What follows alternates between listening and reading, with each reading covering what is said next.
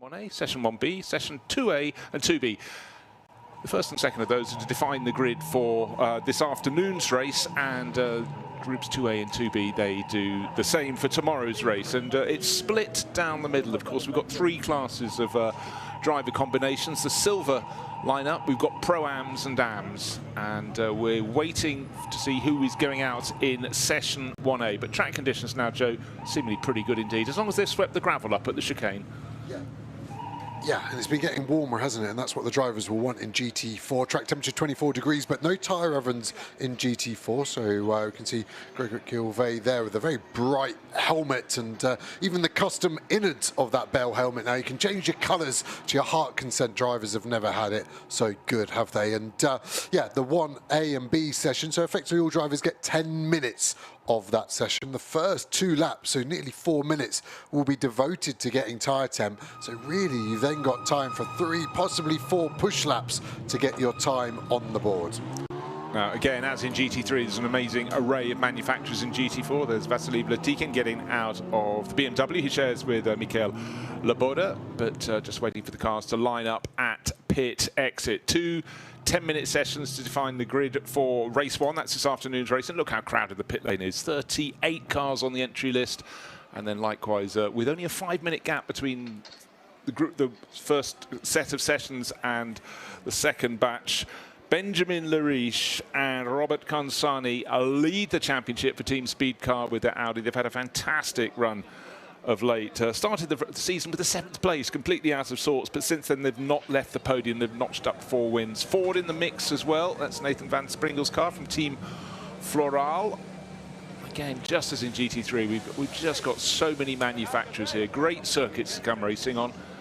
But at the moment, let's just go down through the championship, because that Ford is not really featuring in the overall running, but the Eric Evans, Marco Signoretti car, number 51 from Academy Motorsport, is some amazing liveries down there. Car number 32 is WNS Motorsports Porsche, or one of their Porsche 718 Caymans. Hendrik Still and Joachim Bolting, they are leading the Pro-Am class.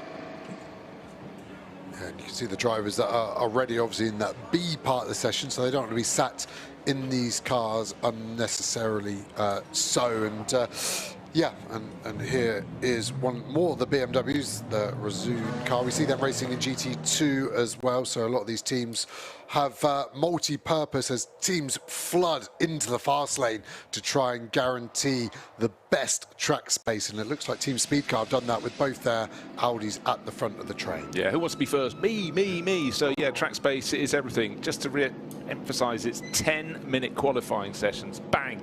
It'll be over, but who's going to get it right, who's going to get it wrong? 17 turns around the Nürburgring, 5.137 kilometers, but plenty of gradient change, plenty of space on the circuit, and we're going to see how the drivers manage to divide it. There's Igor Sorokin, NM Racing Team, who the Spanish outfit that have been really such staunch supporters of GT4 European over the course of the seasons. But you're absolutely spot on. Car number 3 at pit exit. That's the championship leading car with Benjamin Lariche and Robert Consani sharing that. And the lights go green. It's going to be quick fire. We have 10 minutes on the clock. And in the middle of this session, of course, we change over to the B set of cars. And interestingly, the championship order for the team standing is that as they leave pit lane, it's Team Speed Car from Bourson Automotive, and it's a big gap between them, 171 points to 106. So it's probably day done for the title in that regard. But you can see the cars slipping all over the place on these cold new tyres. Done for the title in that regard, but you can see the cars slipping all over the place on these cold new tyres as well. So when they're new, they're even slippier with that slimy releasing agent on the top of these Pirelli tyres.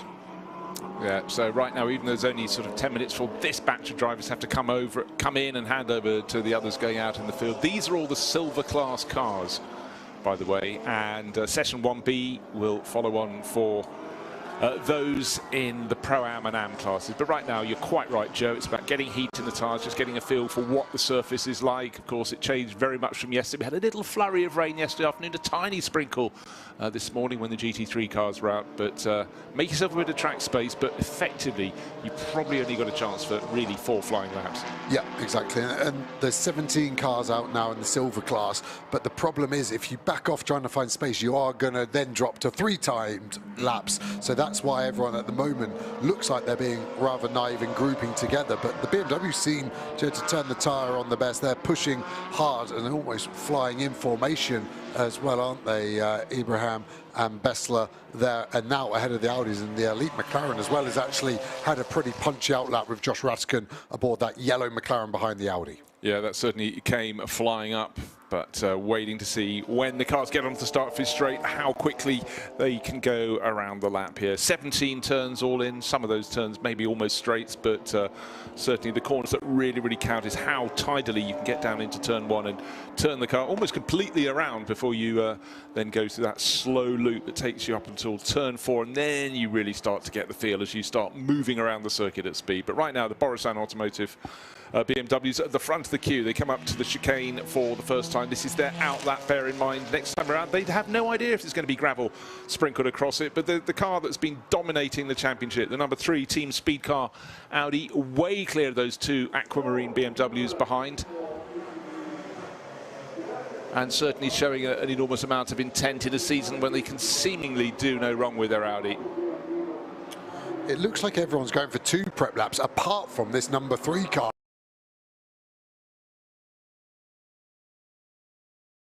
Hard, a slightly different colour shroud around the rear right exhaust, so I don't know if that's from a testing incident, but Benjamin Lariche for me is on a push lap, and you can see that because look at the gap to the next car behind. There's his teammate. They left at the same point, but that car was only leaving turn 2, so Lariche feels he's got the tyre underneath him and he's going to push, and he needs to. There's less than 7 minutes remaining of his session.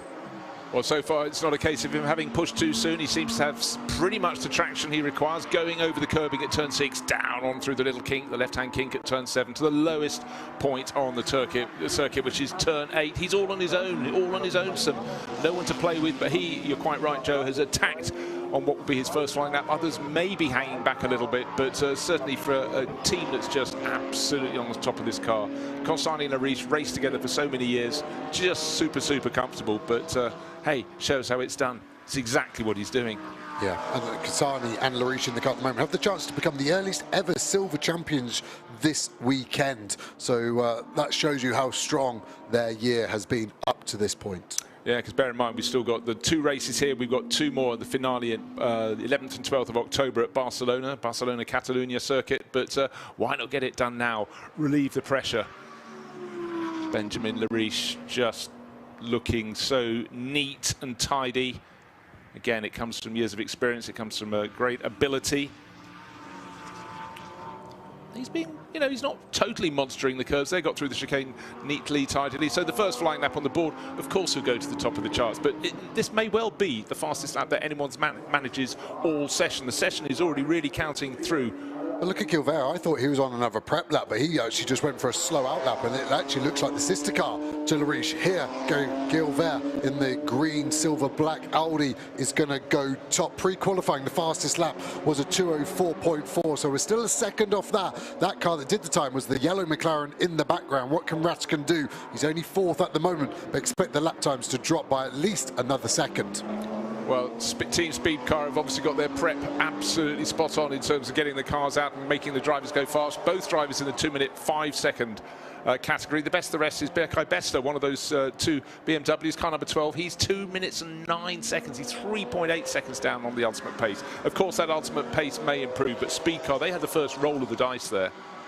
Yeah, it did, and Tabak is now up to 3rd place, Nicole up to 6th as well, so the BMW's grouping together 4th, 6th and 7th at the moment. The Fords not having a great first lap, and these two are going to start tripping over each other. Bessler in front of that Audi of Gilbert. Look at the straight line speed of the Audi. Gilbert wants to overtake Lariche in the other Audi, now fastest in sector 1. Gilbert steals that back, but I worry for Gilbert. He's going to start to get held up by this BMW Bessler. Look at the sectors. He was 7/10 quicker than that BMW. He's still pushing. He's got a job now to decide, do I overtake to get the gap, or do I back out of this lap into the gap behind and try and use that? But he's in a BMW sandwich at the moment. Yeah, 4 minutes remain out of the 10 allocated to the silver class drivers. 17 of them out on the track, 16 have set a time. Sergio Nicolai has yet to come round, but certainly Benjamin Lariche at the front of the field. He's second fastest. His teammate in the number 8 sister car, the sister Audi, 0.4 of a second quicker, but Lariche certainly just hanging it right out there on the curbs. It's visually different to the way he exited the curbs. Over the curbs on the exit of the chicane on the first flying lap. Let's see how low this mark can go, but already Gilbert is improving even more in second place. Right, to the top, 2 minutes 4.0 seconds is Benjamin Lariche, but being held up by the BMW, or is he? Yeah. Certainly Gilbert has made it very hard indeed, but maybe both these cars will get ahead of Benjamin Lariche. Across the finish line they go. Will Gilbert go to the top? Yes, he does. Benjamin Lariche go to second, but Berkay Bessler picked up the pace too. He's much, much closer. 0.8 of a second cover the top 3. And the McLaren coming through for Elite Motorsport.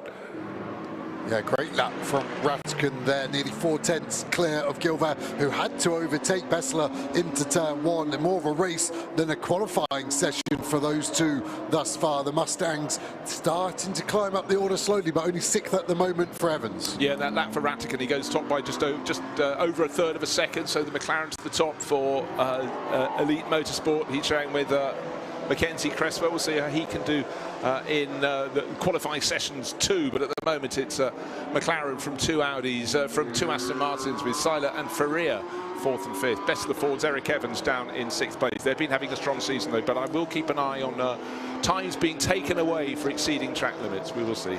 Yeah, Lariche still improving in sector 1, so the tyres are hanging on. He's going to get 2 more laps, although it's only 10 minutes. He won't take the checkered flag until that 10 minutes, so as long as he starts the lap before that point, he's okay, and he will be safe by just over a minute. So 2 more laps for Lariche here, as the car seems to be breathing a bit of vapour out the rear left there. I just spotted, can be normal. The oil of the car just starts to vaporise, and that's the vent essentially. But let's keep an eye. Just saw a puff of white smoke out the rear left corner.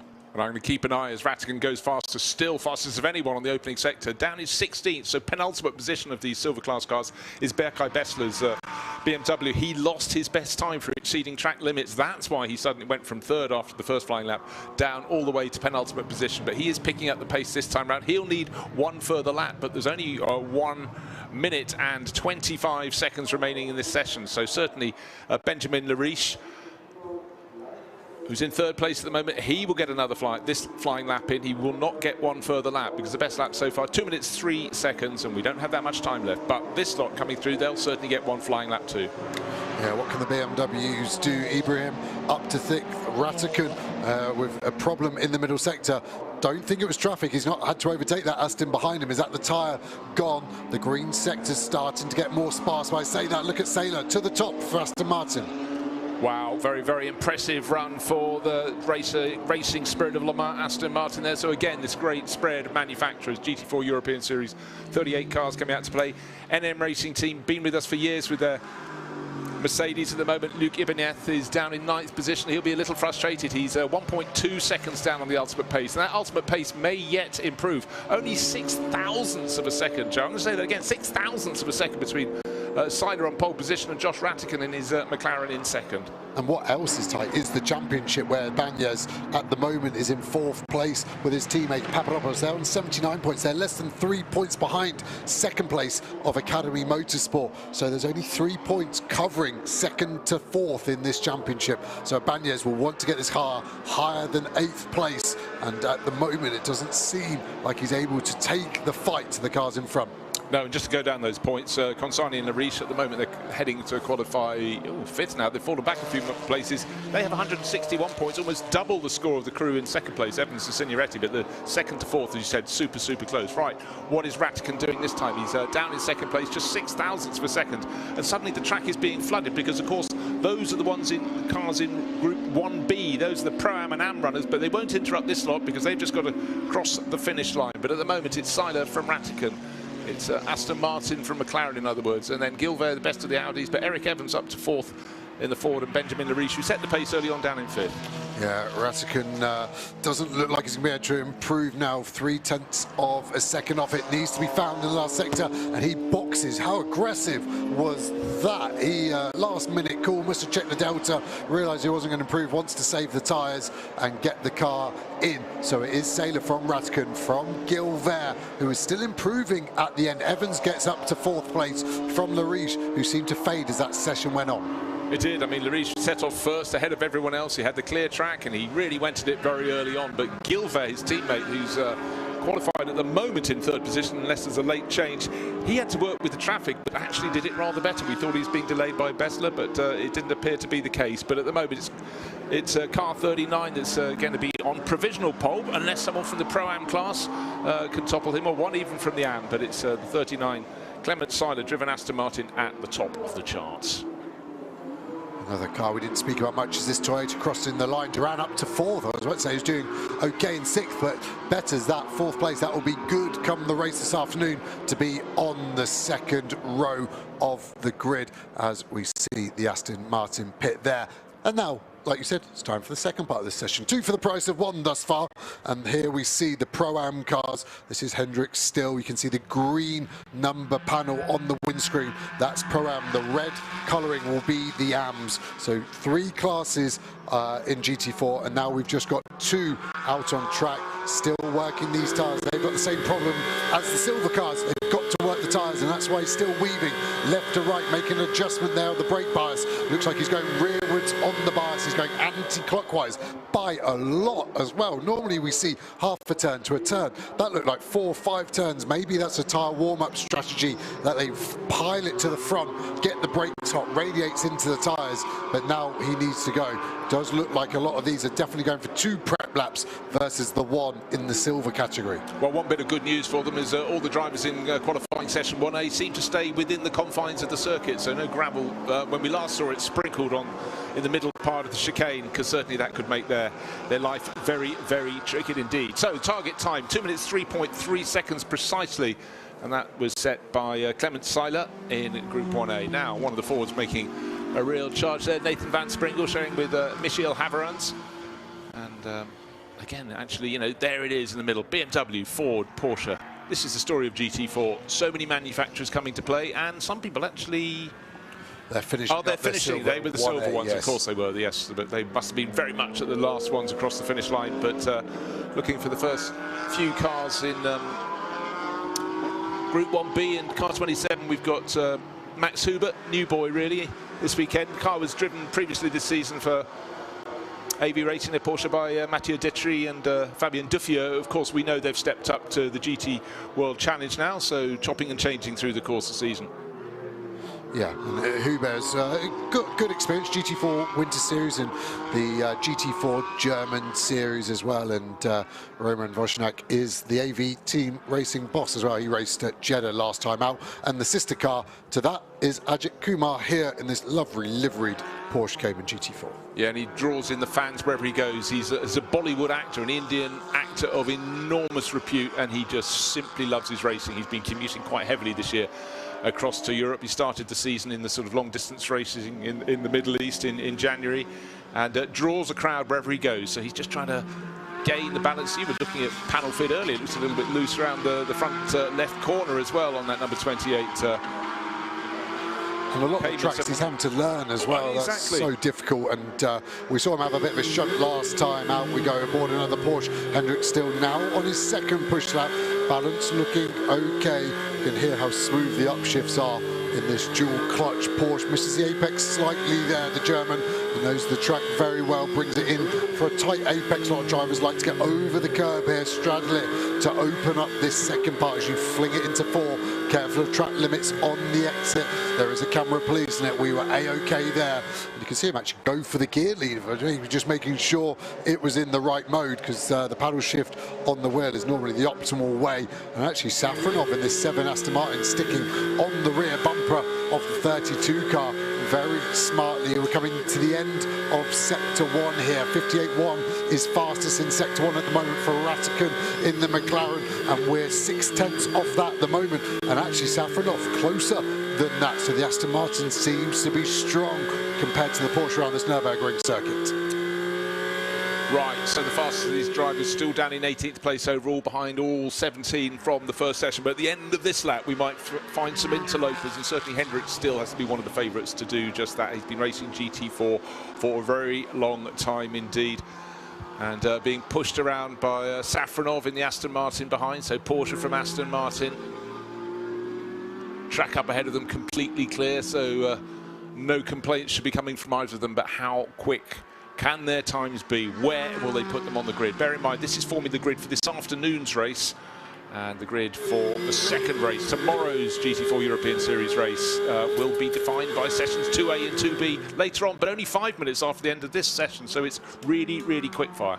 Yeah, you can hear the gravel getting kicked up underneath the Porsche of Hendrick still. Everyone being very cautious of the track limits out of 17. The reason being, you won't just lose the lap you're on, you lose the next lap as well for an unfair advantage onto the pit straight, as we see a race between the Audi and the Lotus here. Stefan Daste, team owner of the Lotus as well, struggling to get past the other speed car Audi there at the moment. Right, there's look at the timing graphic. The best of the runners in session 1B is Stanislav Safronov, is Aston Martin up to 5th place overall. So for Mirage Racing, that is a good run. Great to see the Lotus in the mix. You know, I'd like to see more of them. And Stefano Dast has been racing Lotuses forever and a day. So passionate about it. Alberto Nasca, his teammate, also absolutely enthusing. But good-looking car. I'd like to see more. Yeah, I agree with that. And the Aston Martin going well. Just to explain the colours on the timing tower, the number panels there. Blue is silver, green is Pro-Am, and red is Am. So they're struggling to get inside the top 25 because both drivers being Am, but the Aston Martin going well. What can Sorokin do here in the Mercedes? Comes across 34th. That is one of our Am cars at the moment. Aston Martin will be excited by this. Their last pole in GT4 was Paul Ricard last year, but that was with the old car. So this would be the first pole position for their new spec Vantage, as Huber, new to the series, crosses the line. What can he do? He's going to get himself up to 33rd place. Clock continues to count down. 2 minutes remain in this session. I said it was quick fire. 10 minutes followed by 10 minutes, and there's a 5-minute break. Then we work on tomorrow's qualifying, the grid for tomorrow's race. But right now, a little bit of gravel at various points around the circuit. Every time you get an onboard shot, you spot it a little bit better.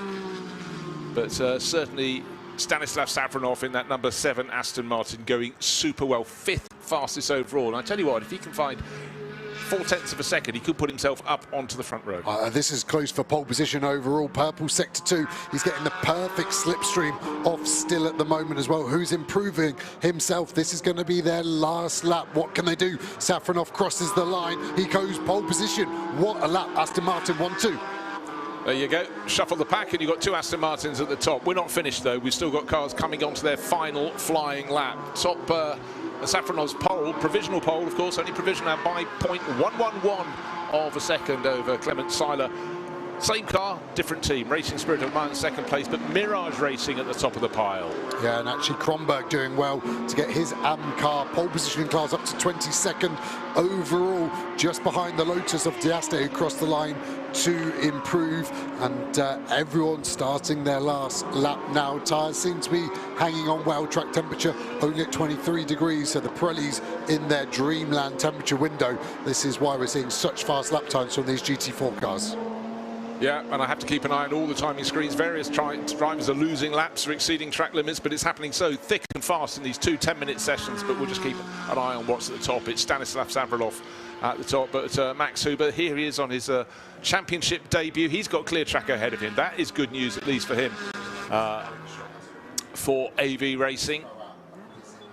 Little twitch, he's trying to settle it down, but at the moment we've got Pro-Am driver on the front row of the grid. Not just that, on pole position. The clock is counting down. There goes the checkered flag. 20 minutes of 2 qualifying sessions rammed together. Session 1A and 1B are now complete, except for everyone who's out on the track doing their final flying lap, of course. Yep, and that's a mega job by Huber. First round in the championship, we said 2nd in class. and only second to Kronberg, who is being class of the AM field, as we look at Kronberg, who is still improving. So he looks safe for AM pole. 22nd overall on your timing tower. You can see the green slither. That's his first sector. His second one pops up now. It's another green. What's it going to be? What's his third one going to be? He's going for some scalps here of some very fast silver drivers in front. Diaste, Hart, Nikolai van Springel, Ilkov. I think he could be anywhere from 14th to 18th here, depending on how this last sector goes. Well, so he started this final lap in 22nd position overall. We're going to come to the line shortly. He stays in 22nd position, but he actually improved, got a tiny bit closer. Another 2,000 he'd have gained a place, but still out clearing now. Yeah, the last sector was a big letdown, wasn't it? All the others were within tenths, and it was a second loss there. So that was what could have been for him. As we see the Lotus come across the line, we've got such a good breakdown of manufacturers in GT4. 10 different manufacturers, like our bigger cousin series in GT3, also having 10 manufacturers, different 10 mind you, but it's great to see all these different shapes and size cars compete on a level playing field. Right, looking at the final handful of cars coming across the finish line. Some have already parked up in the pits, including the car that, for now, appears to have pole within its grasp. Are we going to have any late charges? Well, one's coming from the number 88 Mercedes, being pushed hard by Igor Sorokin, the NM Racing team. Get used to their cars being grey and red, but of course this is grey and yellow. This one, he is down in 35th position, so he needs an awful lot of improvement. And again, he improves his time, but doesn't go any further forward. Right there, so super tight at the end, but bragging rights to Stanislav Safronov, car number 7, not only top in his class, but top of the chart overall. So he was running in the Pro-Am class and has put it on pole ahead of a similar Aston Martin, but from a different team with a silver lineup, and that's Clement Tyler. Hendrik still pushed really hard, came home in 8th place overall, and a nice, tidy job. But really, Stanislav Safronov, he gets the bragging rights. Yeah, definitely. And Aston Martin have bought a competitive package here. And we said about 10 different manufacturers, 7 different manufacturers represented inside of the top 10. So again, great evidence of what a good job everyone at SRI do of a good, fair, balance of performance. No, exactly so. Why are the cars not being pushed back into the paddock? Because they've got to come out and play again. Within a few minutes, the session 2A will start, when the silver class drivers will go out to try and work out where they might line up on the grid for the second race, which is going to be here tomorrow, Sunday, at the Nürburgring. Last few cars coming in, Stefano Daste. And beautiful car, isn't it, the Lotus in that livery? Well, it just looks right. It looks so it's going to be handling beautifully, whether it does or doesn't. Yeah, I have driven that car as well, so I can confirm it handles as well as it looks as well, and it's a Toyota supercharged V6 in the back of it, so it screams along nicely as well. And they'll be hoping for a good result, haven't they? They've shown real glimpses of pace over the season. They certainly have, and there, Stanislav Safronov, pole position for Mirage Racing, sharing with Alexander Weintraub, will get his chance in session number 2. Clement Tyler was fastest for a while. That was when the silver class drivers. He's also in an Aston Martin, so he's top of his class, 2nd overall. Josh Rattigan really was going very nicely in his McLaren, but did the tyres go off just a little too soon? A lot of them had that. Best of the Audis, Gregory Gilver, Jan Duran, Spanish driver, late charge for him in his Toyota to go up to 5th overall. That was one you were looking out for, and the timing was perfect. But let's go down and hear from a driver who should be very happy. His name is Stanislav Safronov on pole. Stanislav, what an incredible lap that was, and puts you in very good stead for this weekend, and ahead of some very key names this weekend who are pushing for the championship in silver. Yeah, I am in Pro-Am. No, but I mean you're ahead of some very key names. Yeah, thank you. It's really good lap, and I say thank you for my team, for Aston Martin, and let's see in the race, because quali it's only still a long race, right? Yeah. I'm wait the race, and I'm happy. Yeah, thank you, and say hi for my family. Congratulations, Stanislav. Good start. So there we are, happy indeed, but it's such a quick-fire qualifying format. One slip and you've pretty much blown it, or just losing track position. We had 17 cars going in the first group, followed by 21 in the second, and some drivers worked it better than others. I certainly think Gregory Gilver might have been slightly higher had he not got stuck behind Berkay Bessler. But in session 1B came this car number 7, Mirage Racing, went to the top by just a tiny margin of a second, just over a tenth of a second, but hey, it's pole position. Yep, and now it's teammate time. So those Pro-Am cars hand over to the amateur driver. So all of the amateurs in the same session together. So it's a fair fight so we can see where everyone lines up. So Safronov putting it P1. What can his teammate Weintraub do now as we start session Q2A? So out come the 17 silver class cars. They seem to have given themselves a little bit more spread on the circuit. In session 1A, their teammates came out almost line astern. And the car that had been fastest of the silver class cars is the one we're looking at now, car number 39, handed over to Bourdon Dutou from Clement Seiler. Clement did the flying lap that took provisional pole position. Of course, it was toppled when the Pro-Am car of Stanislav Safronov came out at the end and pipped it, but certainly Aston Martin is looking neat and tidy around here. You know what I said about them giving themselves space? Scrap that. They've all decided to be line astern as they go down through turn 6, and it very much is down. The circuit really does rise and fall here, Joe. Yes, beautiful topography in this part of the world as everyone's bunching together. This will be another set of new tyres for all these cars, so they're going through the same process, the warm-up procedure. They want to RAFA Racing car there, just probably in the worst position in terms of it right at the back of this queue, so finding space is going to have to slow down, whereas these Bourson automotive cars in that lovely blue, that BMW automotive, have actually adopted as an official colour. So if you're a fan and you want your own Bourson automotive coloured BMW, get online and order yourself one now. Well, that's very good news, but of course the team very well versed in BMW law is running the BMW Turkey's distributors, so certainly that has been something that's been strongly with them. And again, I'm very fond of a team that gets its own livery and keeps it easy for us to identify, but I also think you give yourself sort of historical context. But talk about life repeating itself. In the first session, we had Benjamin Lariche out way clear at the end of the first lap, and again, his teammate Robert Consani has done what the doctor orders. So Team Speed Car, their main job between the sessions was get the car to the front of the line. Maybe their pit garage is down towards pit exit, but this is the crew that's absolutely dominating the 2025 series. They've got 161 points. The next biggest score is the number 61 Academy Motorsport Ford Mustang on 82. Don't have to do the maths, no. It's pretty much as close as you can be to double their score. Yeah, they are exactly on pit exit, like you said, Bruce. So that's a massive advantage, but they're just getting themselves out of this traffic, aren't they? They're maybe losing a slight bit of performance by having to just attack it out the box, but they're not going to get compromised, not going to trip over anyone. Big slide there, though, and the Audi is definitely working the rear tyre. I've already seen the deflection in that rear tyre as it bounces over the curbs. These relatively skinny tyres compared to GT3 cars, meaning less mechanical grip, less aero, and the higher weight for GT4 means they're very, very hard to drive on the edge, and that's what Consani's done so well this year, and I think his rally background has certainly helped with that. Yeah, he's bagged 2 poles so far. He does the second session each time, but he's absolutely roaring clear. Benjamin Lariche obviously runs very well with him in the race, but the qualifying expert is Consani. That's what he's doing now. But Petit, not too far off the pace either in that number 8 Team Speed Car, the sister car that he shares with Gregory Gilvert. And let's see how Gabriele Piana, oh, that's not a good lap so far for the chasing pack. For Piana, you expect more from him. He knows this circuit very well, but he may well be doing what you suggested. Some take 2 laps out of the pits before they go for it, because certainly, I remember at the end of the first flying lap in the equivalent session, there were 2 cars on 2 minutes 5, and the rest were 2 minutes 9. Yeah. You know, and then next time around, of course, it closed right up, and at the end, we ended up with a 2 minutes 3.3 precisely for pole position. So there's plenty more to come. Yeah, maybe Piana's taking it softly on that lap. Consani here going to cross the line to give us our benchmark lap.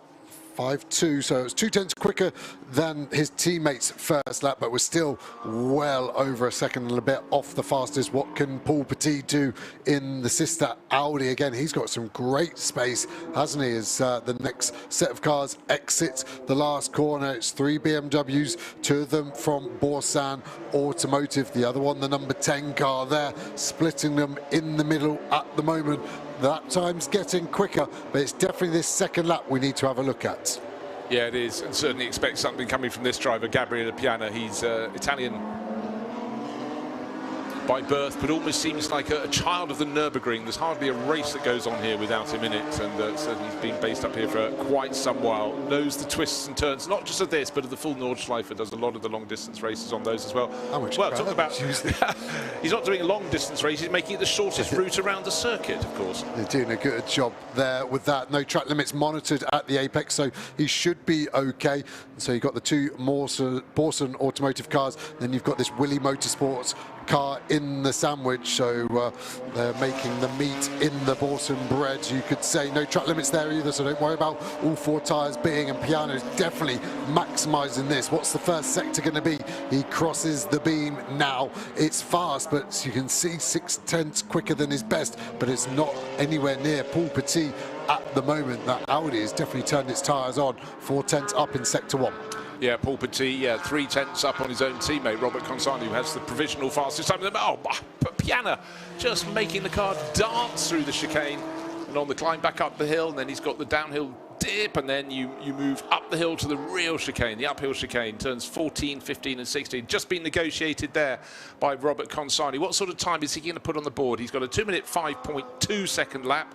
Let's see what this one's going to be. Surely it's going to be quicker. I reckon he's going to take a second and a half off that. Maybe we'll get the car into the high 2-minute 3s, maybe low 2-minute 4s. 2 minutes 4.136. Will that be toppled by Petit? Wait for it, wait for it. Here comes Petit in the green team speed car Audi. Clock continues to count down. Does his lap time to continue to count down? Will it be toppled by Gabriele Piano? So Petit goes top, 2 minutes 3.75 seconds. Who else is on the charge? Oh, Michel Havaran's Ford is also making moves as well in the background of the shot shortly. Let's see if that's going to go top. Gabriele Piano does gather it up to come into second place. Certainly he attacked that lap very hard. He's down by 12 1/1000ths. Havaran slots into third. He's only 26 1/1000ths, even just further back. And now let's see the McLaren working out wide. Cresswell goes up to 6th there in the elite car.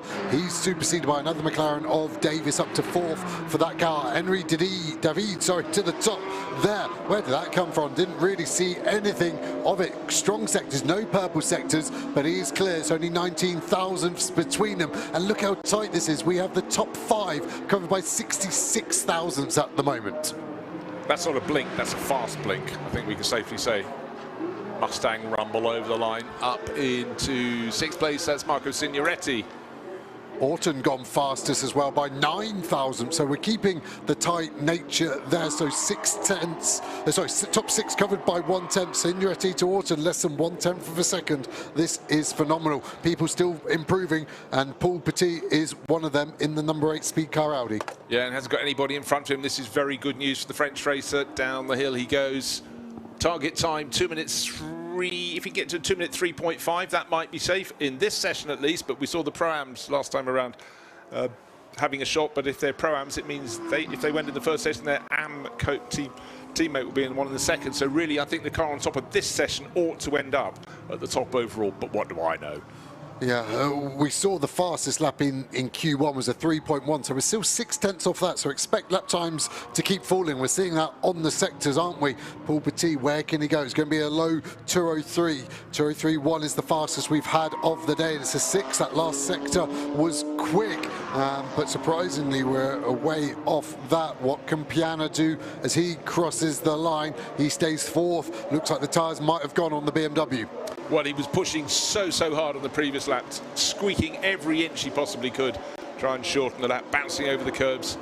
Adrien David stays in 3rd place, so it's Paul Petit from Will Orton. Needs to, there's someone who's run a little bit wide out of turn 16, but just got it back on the back stuff.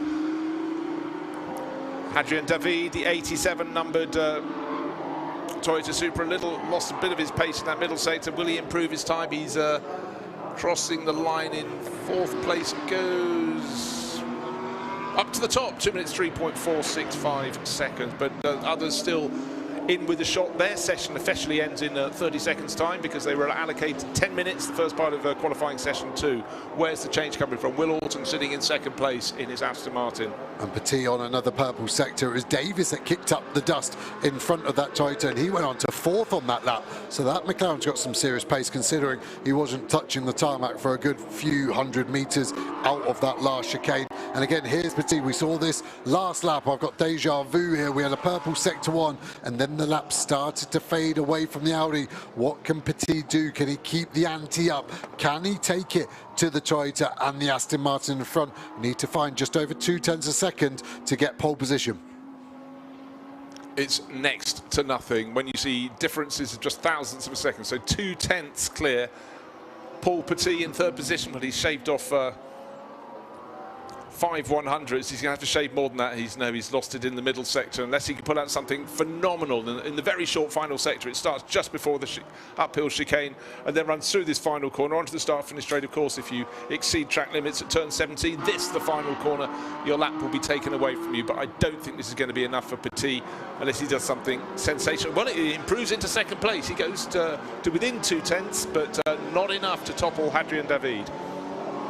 Piana crosses the line up to second. What a mega last sector that was. Fastest out of anyone. So the order is still changing. We're still slower than Q1. So there is some time to be found out there. What can Cresswell do? 10th place at the moment for our team reigning champion in elite motorsport with this McLaren Artura.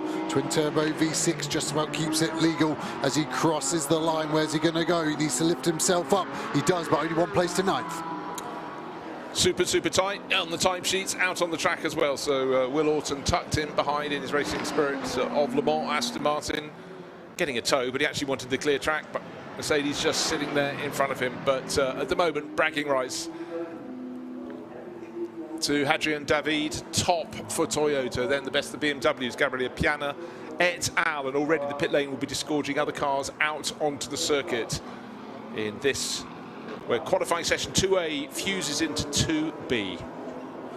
Or not to be will be the question, and the Ginetta actually has its team manager being called to race control from session 1, so hopefully that isn't a penalty that they attract, and the silver cars will be slowing down to make their way in. Here we see the Lotus this time with NASCAR aboard, hugely popular figure online, always gets a lot of comments on the live chat as well, so he'll be hoping to get that car well upside. Maybe top 15 is a realistic target for that Lotus.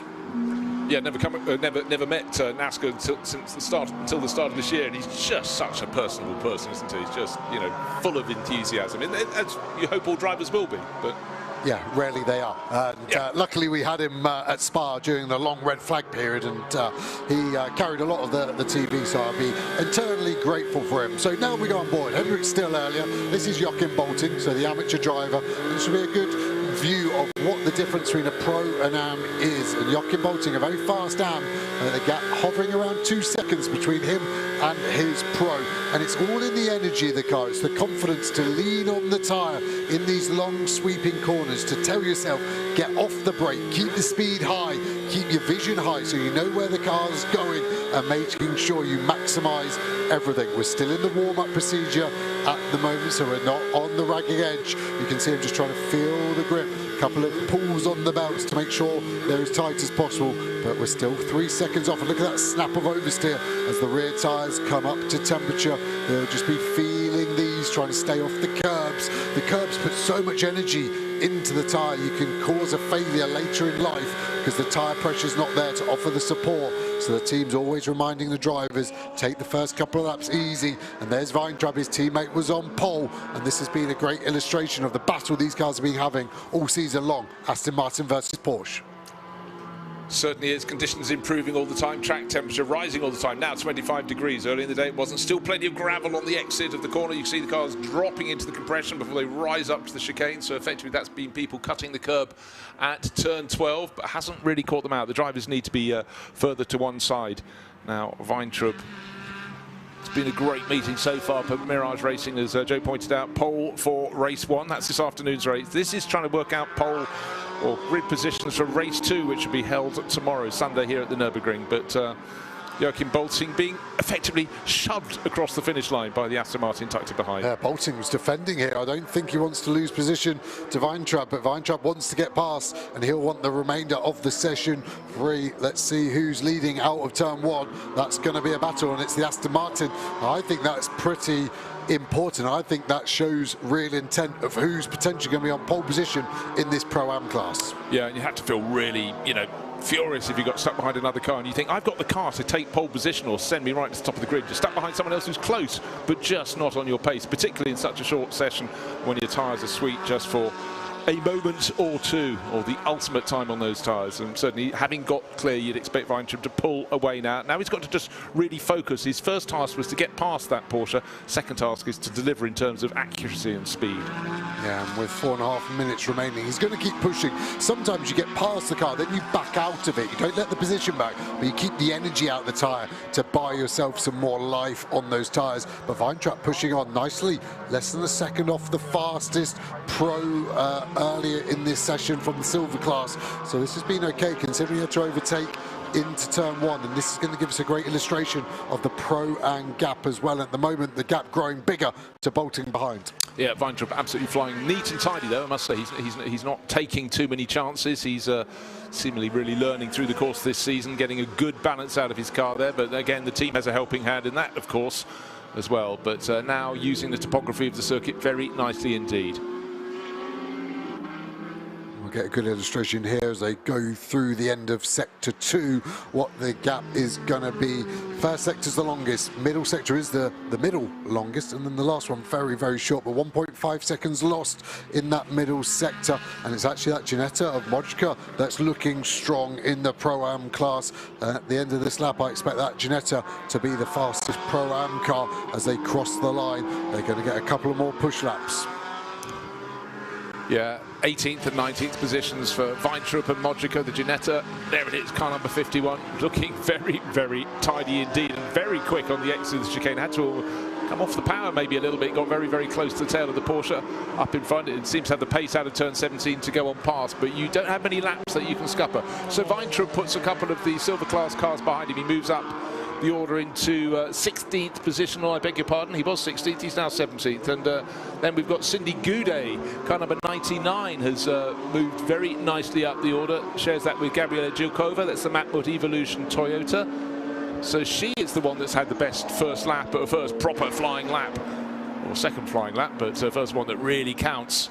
And she's got up to 12th place overall, waving the flag for drivers in the Pro-Am class. And here we see Nasaka crossing the line, 34th position at the moment, crossing the line up to 12th. That is a mega lap, and that's pole position in Pro-Am as well. Really good lap from Nasaka. Yeah, it certainly is. We talked about how it's good to see a driver full of enthusiasm. You can imagine they might have to sort of keep him under control when he gets out of the car. If he takes class pole, he'll be so enthusiastic. Right, Ajith Kumar just working his way around the circuit. He has got a couple of drivers behind him. He's in 36th overall. Yep, the only solo driver, so he does both sessions, of course. Double the track time, double the work, though, as we see team owner of AV Racing, Wozniak, across the line. Where's he going to lift himself up to? 2 places higher, 32nd place. Right, so the best runner in this session 2B is Alberto Nasca, 12th place overall. When combined with all the silver class cars, what's going down? The thing that's going down is the clock. It's down to 1 minute and 40 seconds remaining. Now, what are we going to see this time around from Alexander Weintraub? This number 7 Aston Martin from Mirage Racing. Again, neat, tidy, car looking relatively composed there. A little bit of movement when he came off the curbing. Now into turn 17, such a vital corner. Exceed the track limits, you've blown that lap, you've blown the next one as well. But he didn't, that's important. The Porsche behind him certainly ran a little wider. Yeah, I think you're right. I think Bolting did do that, so I'll keep an eye on the timing screen for that. Weintraub's last lap is better, and it's up to second in class now, only 8 thousandths behind the Lotus, so it's getting tight at the top. Certainly is. It just continues to rotate for the cars in this session. Alberto Nasca is now fastest. Alexander Weintraub is behind the Lotus in his Aston Martin in terms of times, and Cindy Goudet. Slow. But yeah. It looked slow out of the corner, and it just hasn't got up to speed, I don't think. Let's have a look at the sector. It looks more normal at the end of the straight. But look, 5.5 seconds lost. Is that a problem with the car, or is that just a reset and we're going to get ready to push? Is he going to box? He isn't. So I think that's maybe just a reset, maybe a moment in the middle of the lap somewhere there for the Lotus. What he's got time to do is coming out of the final corner, 24 seconds, and going down all the time until the checkered flag will form on this session. So he'll get this lap in and the next one. That's the important thing. And so will the next handful of cars behind him. 10 seconds remaining. So maybe a few more will get another go. But it's Naska, Weintraub and Goudet who are 12th, 13th and 14th overall. Best of the Pro-Am and Am runners. In fact, best of the Am runners is Blickel down in 24th position overall. That's car number 30, Dan Blickel, sharing with Max Kronberg, W&S Motorsport. Cindy Goudet going so well in this Matmut Evolution Toyota. 14th overall, not improving this time around, and important to do so because this is the final time around that can count. Yeah, the car looking good. That Toyota Supra always rides the curbs so well, and she's having a good day so far, isn't she? But it's going to be hard to improve on this lap. Teammate was pole position in Q2A, and at the moment we're going to be third in class. So the race tomorrow will be competitive for the 99 car. Certainly will. Are we going to see any more improvements? In fact, pretty much everyone in this class did improve last time around, but this is their last time around. Coming out of the, you just sense the Mojica, Ginetta getting a little bit delayed out of the chicane there. They were well placed in class there at the moment. Not in that grouping, just looking to see the times changing. Cindy Goudet stays in 14th place overall, no improvement for her. The clock has run down 2 qualifying sessions, or 4 really, 2 double qualifying sessions, so we know the grid for this afternoon's race, and just waiting for the final cars to come through. But nobody is going to topple Hadrian David from top of the table, top of the charts. He was in the silver class and his time has not been beaten. But remember, in the first qualifying sessions, we did have a car from the Prime class go to the very, very top overall. That was Stanislav Safronov. This time around, at least the silver drivers can go, none of them beat us. Lotus back up to speed. Look at the sectors, look okay. And it is an improvement on the lap, and that was needed just to give a bigger gap. But Pro-Am pole for that Lotus is a mega result, and we also need to give a bit of a shout out to the 60 car, because that hasn't got a lap time. It did register one about 20 seconds ago, and then it lost its track limits, I think, because it lost a lot of its session due to a problem. It only got one time lap in, and that one time lap was taken away for track limits on that last corner. All the cars slowing down immediately. You can see they get put straight back into their paddock here at the Nürburgring. So much track action here today. We can't afford to lose a single minute, giving them a full in-lap, and they'll head straight to scrutineering so we can get ready for our next session of the day. Yeah, super fast. No pit lane for them. The pit lane entry is closed. Into the paddock they go. But once the dust has settled, it's pole position for the Toyota of Hadrian David by 0.09 of a second. Nothing, but an important nothing. Then Gabriele Piana came through to qualify second fastest. Borissan Automotive BMW. And Pierre Petit, looking for gaps in traffic in the Audi, car number 8 goes third fastest, just ahead of Will Orton, best of the Aston Martins this time round, with more manufacturer variety. 6 mates in the top 6. Davis and Haverans for McLaren and Ford in 5th and 6th place overall, still within 0.3 of a second of pole position. In fact, the top 11 cars covered by just over half a second. Then a bit of a gap back to Stefano D'Asti and Alberto Nasca's Lotus. But 2 really good qualifying sessions, and I'm sure the race is going to be fantastic.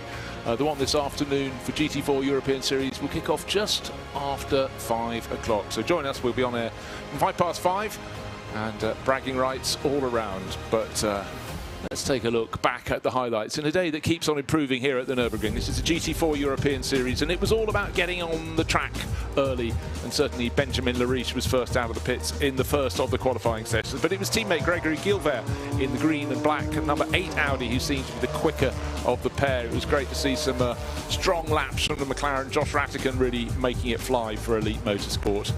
But at the end, Clement Seiler put his Aston Martin to the top. But he wasn't to stay there. He was in the silver session, but when this group of cars came out of the pits to do the Pro-Am and Am charge to see where they could qualify overall, one of them went to the very top. And at the end, it was Stanislav Safronov in another Aston Martin, this time from Mirage Racing, who would have the bragging rights at the end. Certainly was pushed hard at certain points. There he is, car number 7, using the curbs very nicely indeed. And that meant he took pole for the qualifier for this afternoon, Saturday's race here at the Nürburgring. But in no time, it was a chance for the second drivers in those cars to go out in qualifying session 2 to see who could get on the grid in pole position for Sunday's race here at the Nürburgring. A lot of drivers losing times for track excess. Certainly the stewards looking very hard at that, and a little spin down into the opening corner there. But it was about going to the front, and in the end it was Hadrian David who went to the top and took pole position in a Toyota. Join us this afternoon for the first of 2 races here at the Nürburgring.